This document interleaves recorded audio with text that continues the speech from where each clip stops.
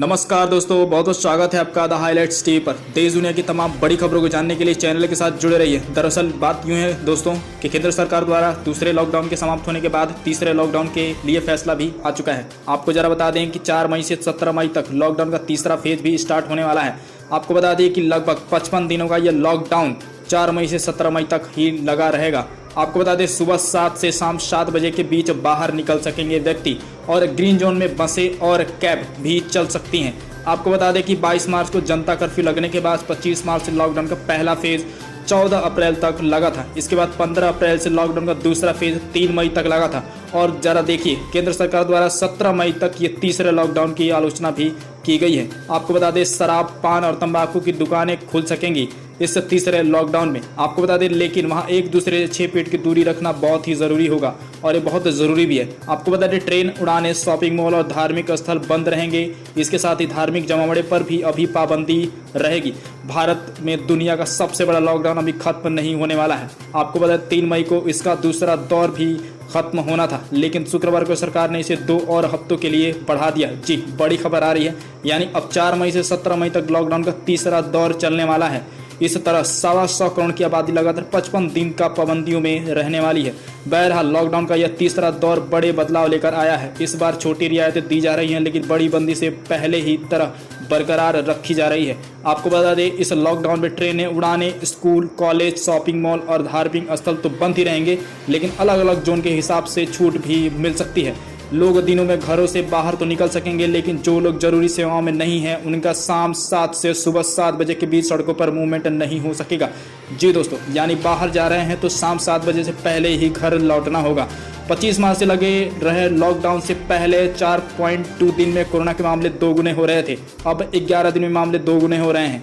14 दिन पहले recovery rate 13% था, अब 25% पहुंच चुका है। जी हाँ दोस्तों, यानी संकेत अच्छे हैं, लॉकडाउन खुलने के संकेत बहुत अच्छे हैं। हो सकता है केंद्र सरकार 17 मई के बाद लॉकडाउन को बहरहाल छूट दे दे। देखते हैं इसके बारे में आखिर क्या लेती है सरकार।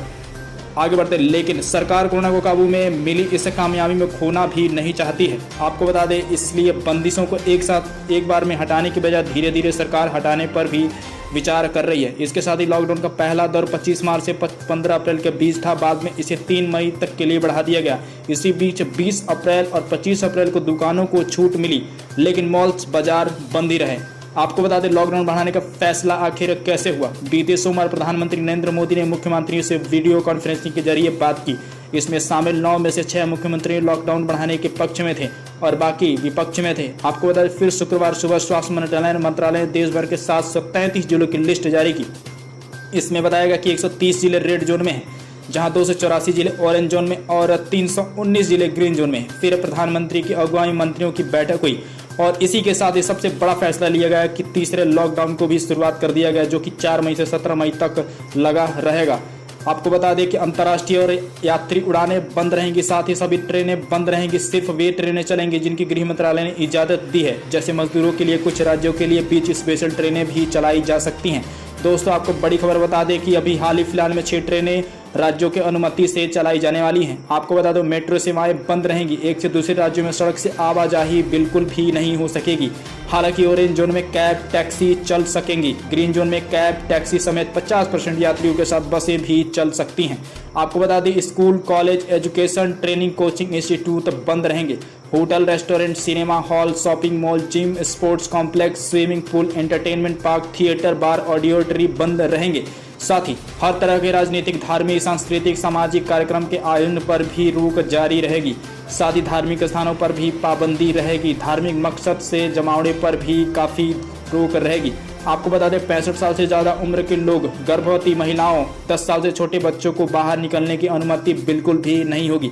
आपको बता दें दोस्तों के देश में आखिर क्या खुल सकेगा, इसके ऊपर बात करते हैं। शराब, पान और तंबाकू की दुकानें खुल सकेंगी, लेकिन वहां एक बार में 5 से ज़्यादा लोग इकट्ठा नहीं हो सकेंगे।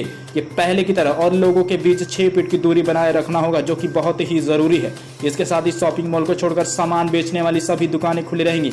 उनमें आसपास की पड़ोसी दुकान वाले फल, दूध, सब्जी और किराने दुकानें भी शामिल हैं। कृषि और पशुपालन से जुड़ी सारी गतिविधियां होंगी। बैंक, फाइनेंस कंपनी, इंश्योरेंस और कैपिटल मार्केट इक्विटी जारी भी रह सकती है और आंगनबाड़ी का काम भी जारी रहेगा।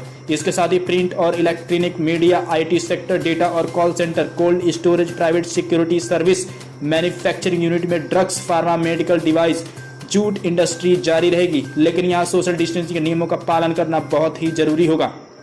दोस्तों आपको बता दें कि रेड जोन में आखिर क्या बदलाव लाए हैं केंद्र सरकार ने। आपको बता दें रेड जोन में वे जिले हैं जहां कोरोना के सबसे ज्यादा मामले सामने आ रहे हैं और जहां नए मामले के दोगुने होने की दर भी सबसे ज्यादा है। ऐसे रेड जोन में cycling, rickshaw, auto rickshaw, taxi, cab, बसों की आवाजाही, hair salon, spa, shopping mall बंद रहेंगे। वहीं 4 व्हीलर से बाहर जा रहे हैं तो ड्राइवर के पास अलावा 2 से ज़्यादा लोग नहीं बैठ सकते हैं। बात करेंगे दोस्तों कि ऑरेंज जोन में आखिर क्या बदलाव लाने वाले हैं। ऑरेंज जोन में टैक्सी और कैब चलाने की इजाज़त होगी, हालांकि शर्त यह होगी कि एक ड्राइवर और 2 पैसेंजर उसमें बैठ पाएंगे।